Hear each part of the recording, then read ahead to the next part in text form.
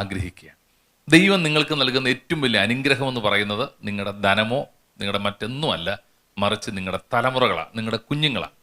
അവരെ ദൈവഭയത്തിലും അനുസരണത്തിലും വളർത്തിയെടുക്കാൻ കഴിഞ്ഞാൽ നിങ്ങൾ രക്ഷപ്പെട്ടു. കഴിഞ്ഞ ദിവസം അല്പം പ്രായമുള്ള ഒരു പിതാവ് എന്നോട് പറഞ്ഞു, മക്കളെല്ലാം അനുഗ്രഹത്തോടെ ജീവിക്കുന്നവരാ, അതുകൊണ്ട് സ്വസ്ഥതയും സമാധാനവും ഉണ്ട്.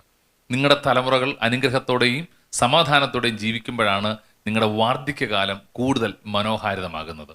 എന്താണ് ചെയ്യേണ്ടത്? നമ്മുടെ കുഞ്ഞുങ്ങളെ കർത്താവുമായിട്ടുള്ള ബന്ധത്തിൽ പണിയാൻ ഉത്സാഹിക്കുക. ബൈബിൾ പറയുന്ന ഒരു കാര്യം, മക്കൾ യഹോവ തരുന്ന ദാനമാണ്, ദൈവത്തിൻ്റെ ഗിഫ്റ്റാണ് നമ്മുടെ കുഞ്ഞുങ്ങൾ. അവരെ വളർത്താൻ വേണ്ടി ദൈവം നമ്മെ ഏൽപ്പിച്ചിരിക്കുക. എന്താ നമ്മൾ ചെയ്യേണ്ടത്?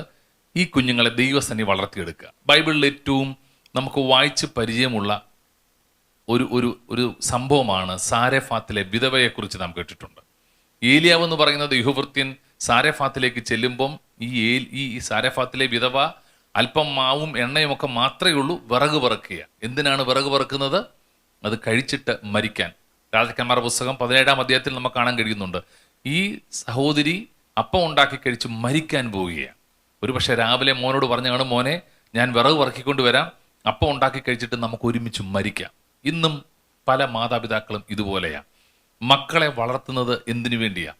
അവർക്ക് എന്ത് ഫിലോസഫിയാണ്, എന്ത് ഐഡിയോളജിയാണ് നമ്മൾ പറഞ്ഞു കൊടുക്കുന്നത് ജീവിതത്തെക്കുറിച്ച്? ചില മാതാപിതാക്കൾ പറയുന്നു, മോനെ പഠിക്കണം, ജോലി ചെയ്യണം, പൈസ ഉണ്ടാക്കണം, വീട് വയ്ക്കണം, ഇങ്ങനെ കുറേ കാര്യങ്ങൾ.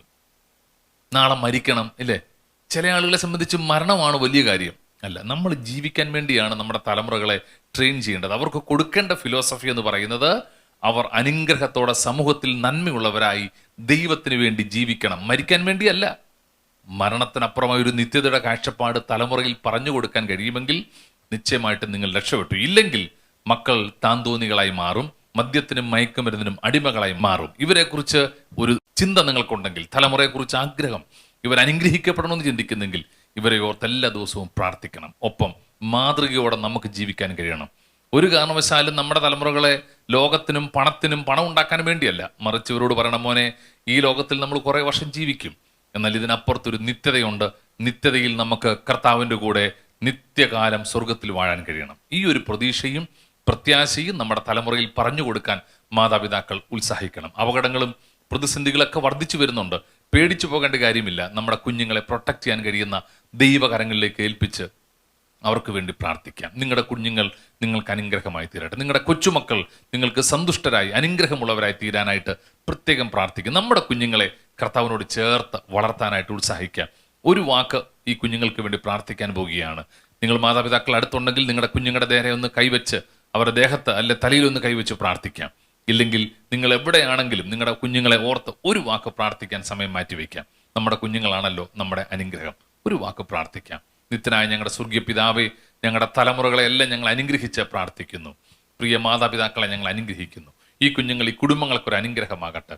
അവരുടെ പഠനം, ഭാവി എല്ലാം ഞങ്ങൾ ദൈവകരങ്ങളിലേക്ക് ഏൽപ്പിക്കുന്നു. പ്രതിസന്ധികൾ നിറഞ്ഞ, തിന്മകൾ നിറഞ്ഞ, അനീതി നിറഞ്ഞ കാലഘട്ടത്തിൽ ഞങ്ങളുടെ കുഞ്ഞുങ്ങൾ കർത്താവിനോട് ചേർന്ന് വളരാൻ ദൈവം സഹായിക്കണമേ. ഈ കുഞ്ഞുങ്ങളെ എല്ലാം, ഈ കുടുംബങ്ങളെ, ഈ മാതാപിതാക്കളെ പിതാവിൻ്റെയും പുത്രൻ്റെയും പരിശുദ്ധാത്മാവിൻ്റെ നാമത്തിൽ ഞങ്ങൾ അനുഗ്രഹിച്ച് ബ്ലസ് ചെയ്ത് പ്രാർത്ഥിക്കുന്നു. ഈ അനുഗ്രഹം അവരുടെ കുടുംബത്തിൽ വാഴാൻ ദൈവം കൃപ ചെയ്യണം. മദ്യപാനവും ആസക്തികളും പ്രതിസന്ധിയും കുടുംബങ്ങളെ തകർത്ത് കളയരുത്.